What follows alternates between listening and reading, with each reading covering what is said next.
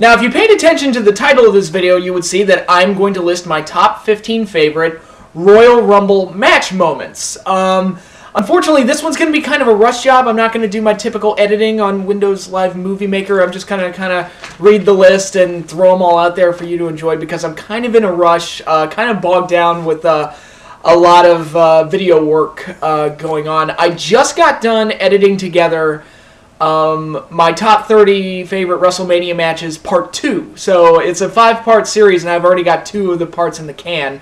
And part 1 will probably be posted sometime next week. That might even be the next video. So it feels good to actually get a jump on them this time, because I remember when I did Rebooking WrestleMania, I enjoyed doing those videos, but man, I remember WrestleMania was right around the corner. I had still not done like 2 or 3 parts, and I was just kind of like in a mad rush to finish it. But now I feel like I've got a pretty, got a good jump on it. Started early. That series should be starting very soon, so you'll get to see my really funky top 30 list for WrestleMania. But in addition to that, right after I'm done filming this, I'm going to start filming my Godzilla movie reviews. Tonight the plan is to film the intro to part 1 of the series of movie reviews. So I'm going to get started on that, and I think the way that's going to work, I think I've got it mapped out just right. Part 1 of the Godzilla movie review series will be posted in probably mid-February, and then I'm going to try and it's going to be a 4-part series, and I'm going to have 1 a month. And the part 4 should be posted the week of or right before the premiere of the Legendary Pictures movie. And then, the next video after that will probably involve a review of the Legendary Pictures Godzilla. So, I'm working on a lot of things right now. So this particular video is kind of a rush. I'm actually wearing this Godzilla shirt. And yes, I'm going to be wearing this shirt in every single one of the movie reviews.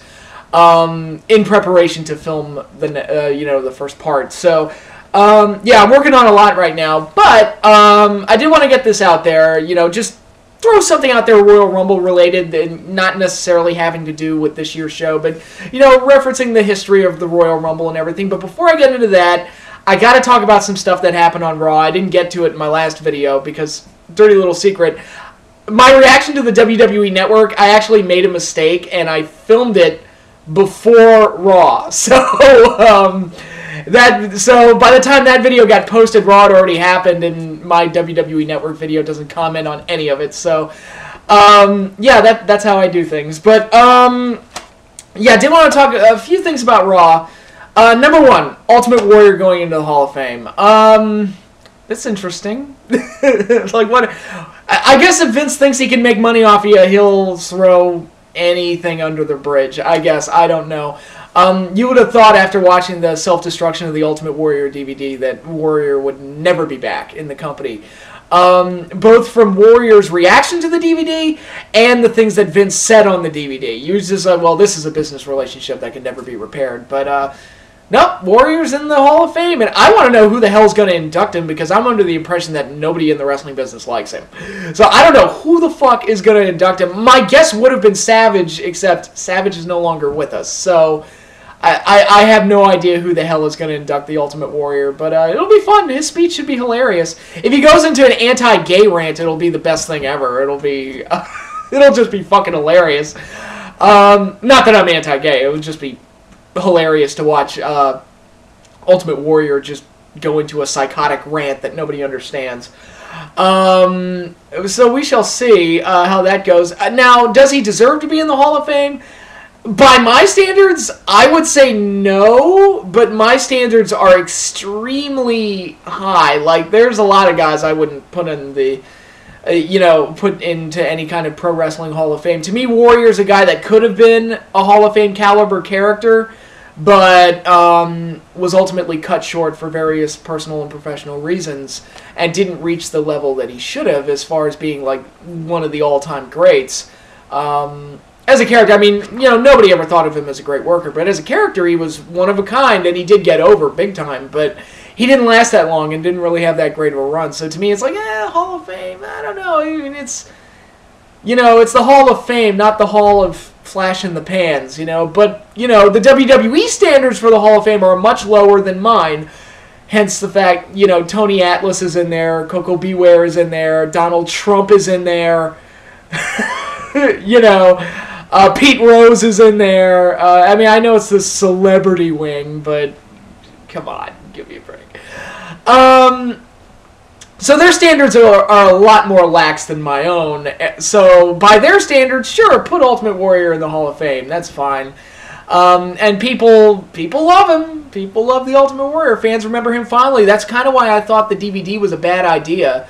It was a bad idea for the Self-Destruction DVD to be as slanted as it was. To be just totally negative. And again, you know, I talked about it with the Denver Nuggets episode, but Vince can be so petty sometimes. And yes, I know Warrior's a dick. And no, I was not a huge Warrior fan as a kid, but I seriously wasn't, because he beat Hogan, and I was more of a Hogan fan, so, you know, that's how that works. But, yeah, I thought it was a mistake, because there are a lot of fans out there that remember him fondly, so to put out a product that, you know, goes out of its way to bash him, calls him a stupid character, basically makes it sound like if you liked him, you were an idiot, and it makes, you know, paints Warrior to be this unprofessional dickhole, which he most assuredly was most of the time, but at the same time, it's like, well, Vince, you're the one that pushed him, so, and you're the one that gave him this platform, so who's the crazy one? You know. So, just because so many fans remember him fondly, I thought it was a mistake to slant the DVD like that. I think they could have gotten a lot more out of it, but, you know, they did it, but I guess it's all forgiven now, so Warrior's in the Hall of Fame, and enjoy the show. I don't know what kind of psychotic rant he's going to go on, but it'll be fun. Other thing that happened on Raw, CM Punk is the biggest idiot walking God's green earth. I hated that he was paired with the New Age Outlaws. I don't know if I made that comment in the, you know, when I talked about the old school Raw, but to me, the Outlaws paired with Punk just does not mesh at all, especially since Punk's always been kind of the guy that's like, look, fuck the past, I'm the here and now, I don't need to be paired up with old farts, I'm better than the old farts. And quite honestly, they're old teammates of Triple H, and he hates Triple H. Why the fuck would he be paired with them? And, you know, I mean, it's possible to make friends with your enemy's friends, sure, but what in the hell do the New Age Outlaws and CM Punk have in common? Where's the bond there? I don't... And they never explained it. They just walked out together to go beat up the Shield, and I don't know why Punk would go to them to help him with the Shield, who were Triple H... Yeah, he got Triple H's old teammates to help him against Triple H's goons. Yeah, okay. Real smart there. It's kind of like Sting sometimes when Ric Flair always turned on him, or, you know... He would always get turned on, and everybody would see it coming, but him, it's like, oh, Sting, you're such a fucking moron. Hogan, same thing. Hogan always got turned on by all of his tag team partners. So, I hated that. I thought that was stupid because I thought there was a strong possibility that it might happen, and Punk and the Outlaws being paired together just made no sense to me. I just don't think they fit together. It didn't work, and I don't think it's an interesting meshing of characters. If you're going to mesh old-timers with anybody, it should be guys like, like their happy-go-lucky idiot baby faces, like, I don't know, like Santino or something like that. Or Cena. Cena the suck-up would have been perfect with the New Age Outlaws. Or any old guy, because all the old guys love Cena, and anytime a heel does not want to defend the title against Cena, you can guaranteed a legend is going to come out and say, you need to defend that belt against Cena. It always fucking happens. It happened last week on Raw, the old school Raw. So, so that happened. Punk and the Outlaws, I hated that whole bit. I just didn't like it because I don't think that they fit together, and the turn wasn't a shock. So, whatever. Then you had Daniel Bryan, who's already out of the Wyatts. There's part of me that's kind of like, really? You only got 2 weeks out of this? What was the point of that? But then there's another part of me, it's like, screw it, we got our Daniel Bryan back. And I think a lot of us suspected that this was kind of a red herring that they threw into the road to WrestleMania, kind of a roadblock to make us think that they were going to do something different from what we were all assuming, which was Daniel Bryan either winning the Rumble or facing Triple H at WrestleMania. It's going to be one of those two, I assume. And, the ending was really cool, I'll say that. Even if they didn't get much time out of his pairing with the Wyatts, it did come off really well on TV, and the fans, again, Bryan's the most over guy on the show, so That all came off great. I just wish they had done more with the pairing between him and the Wyatts. Like I said, they only got 2 weeks out of it.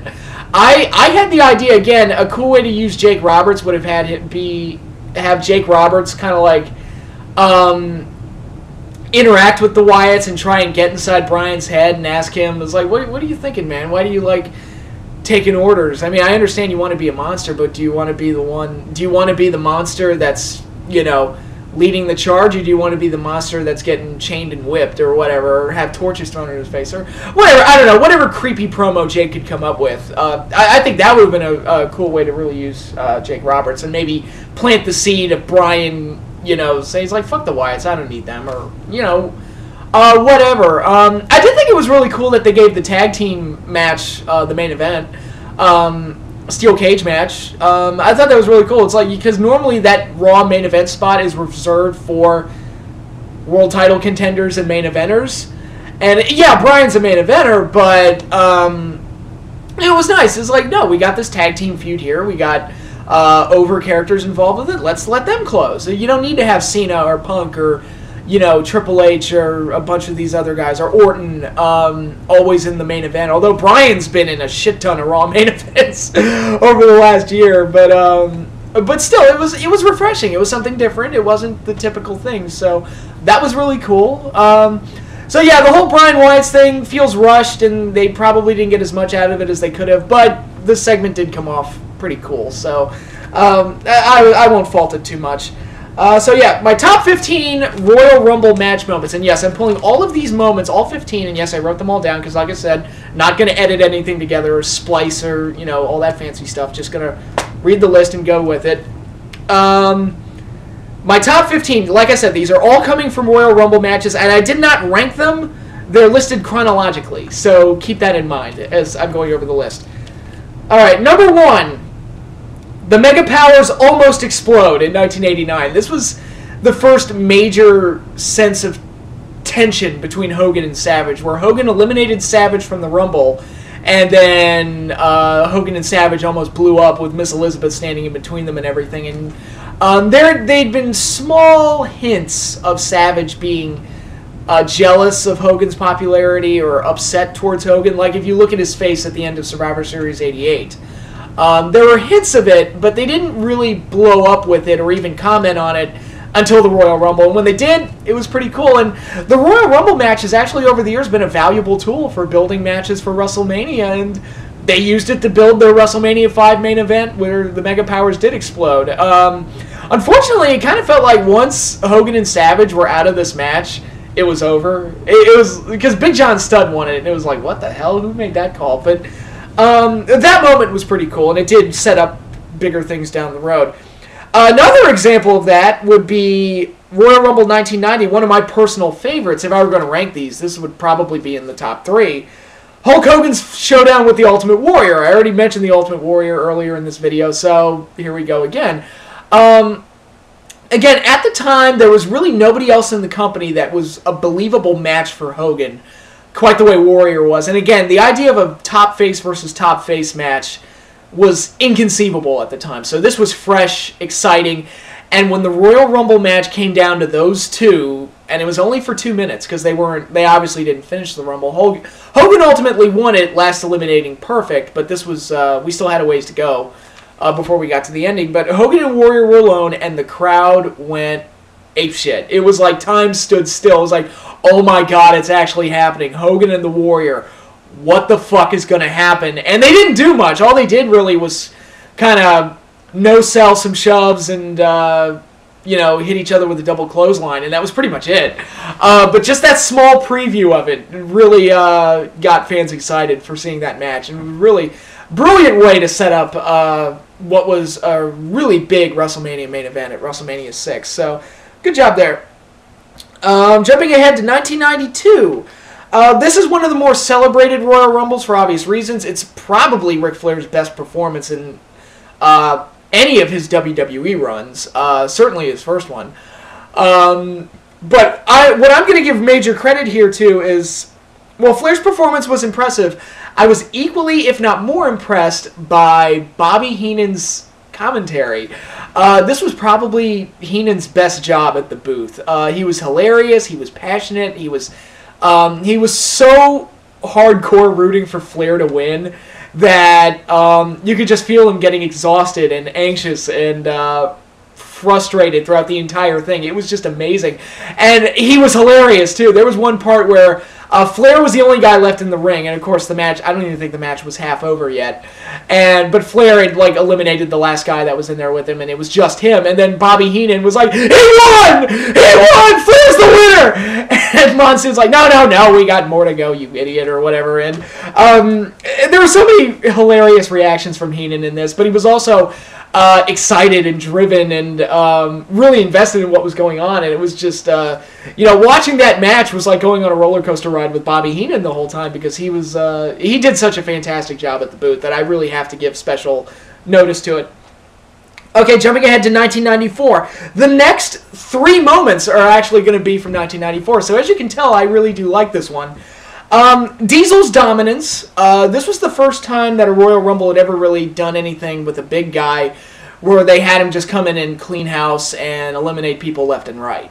They teased it a little bit in earlier Rumbles, but not to this degree, where Diesel threw out everybody and then was the last guy left in the ring and then just picked them all off one by one. I think he ended up eliminating 7 in that whole melee, and it was the first time that, you watched Diesel and just thought, maybe there's more to this guy than just being a bodyguard. Maybe they got something here. Of course, when they turned him face, he was like the worst fucking face ever. But Nash showed potential here. It was like, oh, this guy's pretty cool. Maybe they've got something here. And ever since then, whenever they've done this with a guy in the Royal Rumble, I think Austin did it in '97. Rikishi did it in 2000. There's talks that Roman Reigns is going to do it this year, which I'd be more than happy with.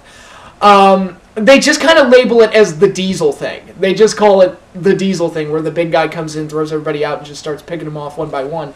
So, I thought this was really cool. The next moment is, okay, if I were actually ranking these, this would probably be my number 1, and it was Bret Hart's surprise return back into the Rumble. To elaborate further, Bret and Owen were in the tag title match earlier that evening, and Bret got injured, and they ultimately lost the match. Owen got pissed off, attacked Bret's leg, and Bret had to be carried out on a stretcher, and that was the real big, coming of fruition of Bret and Owen's feud that would ultimately pay off at WrestleMania 10, and then further down the road into SummerSlam 94 with their cage match. So that was the start of that.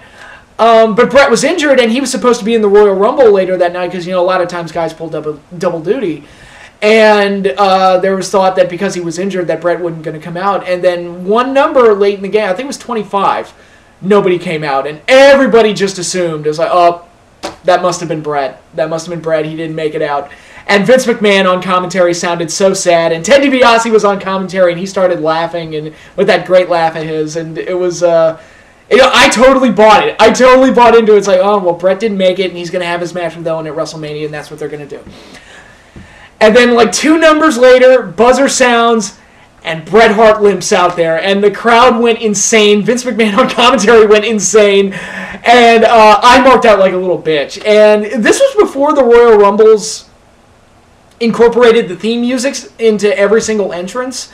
They didn't do that until about 96, and I'm completely fine with them using entrance musics for the entrance, even if it is typically a very short entrance because they're running down to the ring. But, it's like, let people know who's coming out and whatever. Fine, whatever. It's totally fine. Although I have talked in the past about how not using the theme music in certain cases can really enhance a moment. Like, I really don't like it when they, a guy will win the segment and they have to play the theme music. I'm like, no, you don't really have to do that. Let the moment speak for itself. This was a moment where it actually worked better without the music. It just kind of, you just accepted the visual of Bret limping out there, and just soak it all in with the crowd going crazy with their cheers and everything. And I don't know, I think the moment played better without Bret's theme music, and I think it was really well done and totally marked out. Of course, I was 8 years old at the time, but, well, going on 9, so a little older than 8, but... it was, yeah, it was one of my favorite, childhood markout moments for a wrestling show. So, yeah, that one's great. And then the third moment from 94 is obviously the double finish where Luger and Brett flipped over the top rope at the same time, and you didn't know who won the Royal Rumble, and it led to the whole controversy of each one getting a title shot at WrestleMania 10, and each one having to work 2 matches, to walk out of Mania as the champion, yada, yada, yada, all that stuff. And it was really well done, like, so dramatic to where it's like you didn't know what was going to happen. And they tried doing it again with Cena and Batista in 05, but once you've done it before, it's kind of like,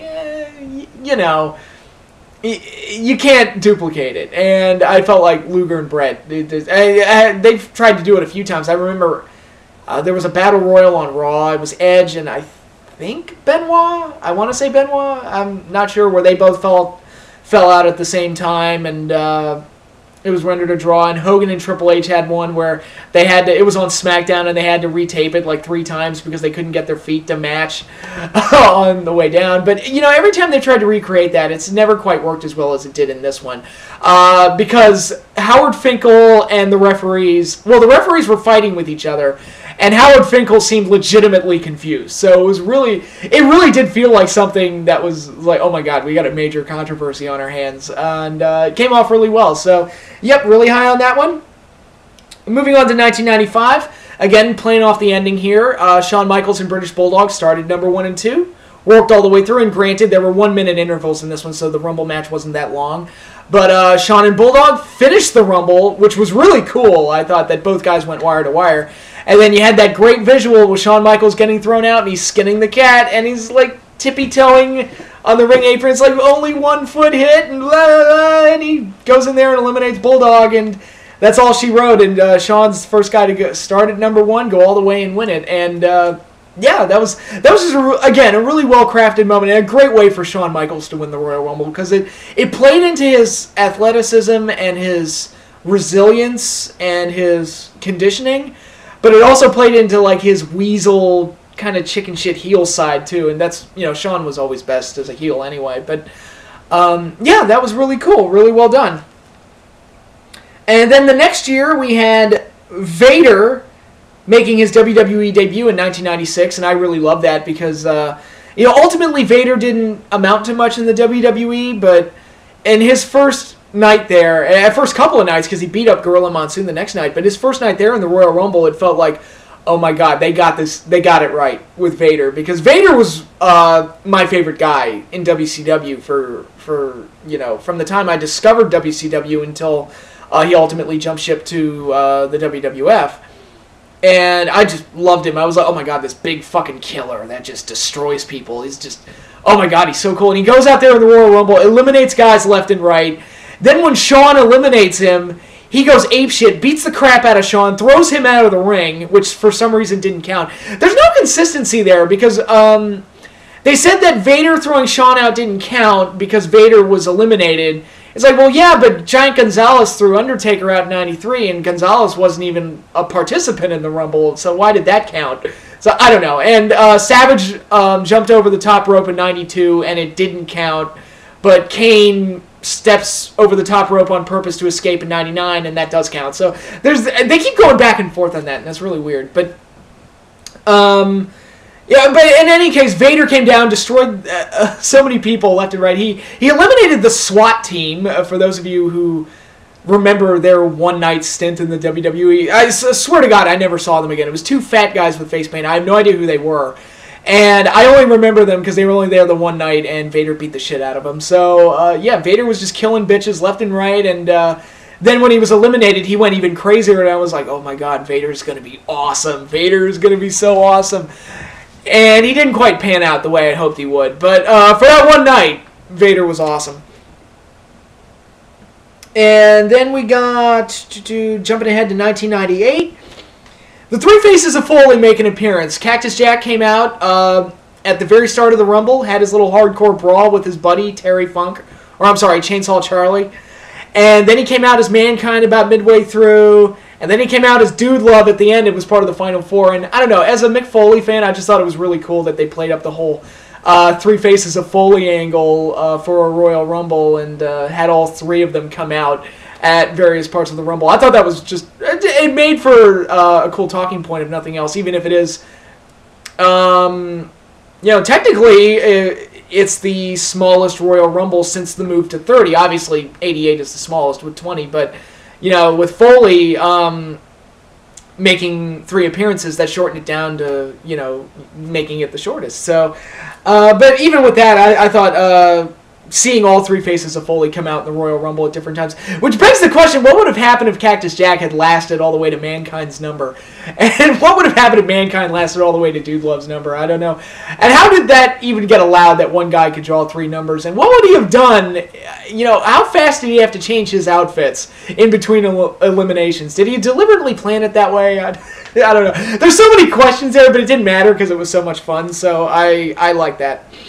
99, the Austin McMahon Insanity. And really, 99 is one of the worst put-together Rumble matches because there's several spots where guys are getting eliminated at once, and it felt like they didn't work at the finer details. They just kind of threw as many guys out there as they could and just kind of, played everything by ear. But the main story of it was great with Austin and McMahon starting out at 1 and 2, and then instead of lasting all the way until the end, they brawl outside the ring. Neither one gets eliminated.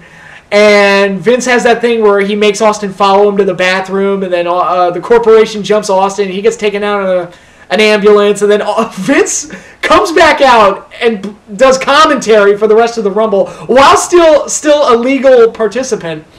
And I remember Vince came out and sat down at the booth. And Ken Shamrock was the only one left in the ring at the time. And the commentators were like, I think it was Michael Cole, was like, so you're a legal participant. Why don't you get in there and mix it up with Ken Shamrock? And Vince is like, Ken Shamrock, what do you think, I'm nuts? And I just thought that was really funny. So you got Vince on commentary, which was hilarious. You had the $100,000 bounty put on Austin's head. So the participant for the Rumble who eliminated Austin would win $100,000 of Vince McMahon's money, and I was like, that was another great story point going into this. And of course, Austin eventually came out, was the last one left, and it was just him and Vince. He dragged Vince off of the commentary booth, and Rock came out and helped Vince win the Rumble, which is a decision that I've defended, because I thought they got a great payoff out of it by having Vince and Austin in the cage match the next month, and I thought that was a great payoff to the story, so it really worked out. So I fully defend Vince winning the Rumble this year. So, all that stuff was great. All right, number 11, from 2001, Kane's performance. Ric Flair's performance gets praised a lot. Chris Benoit's gets praised a lot. I think Mysterio's gets praised from 06. There are a lot of great Marathon Man performances in the Rumble, but I think my favorite is Kane's, and he didn't win the Rumble, but he's a big guy that went in early. I think he was number 5. He was there for like the hardcore Battle Royal that it turned into, portion of it. He was there for the Drew Carey shenanigans. He was there for some of the surprise entrants. He lasted all through the big stars. Like, he reunited with Undertaker, and they formed their alliance again. So, and along the way, Kane eliminated the most guys in Rumble history. I think that still stands in a single Rumble. 11. I think he ended up eliminating 11 guys, which is a really cool stat. So he got the dominant monster part of it, but he also got the Marathon Man part of it. Was there throughout the entire thing. And by the end of it, I was kind of pulling for Kane to win the Rumble, even though it would have made no sense to have him main event Mania that year. I was kind of looking at it, I was like, I kind of hope Kane wins. This is kind of a really cool performance. So, but ultimately Austin won. But it doesn't change the fact that Kane's performance in that match is probably my favorite Rumble performance ever. So, it had this really unique blend of both monster and underdog, if that makes any sense at all. So yeah, really love that. Then from 2003, Y2J and HBK and their feud throughout the Royal Rumble. They started number 1 and 2, which was part of the story. And again, this is building to WrestleMania. WrestleMania 19, that great match they had. And this was a feud that I was totally digging. I loved the idea for this feud. I loved the setup, loved everything about it. And they started this 1 and 2.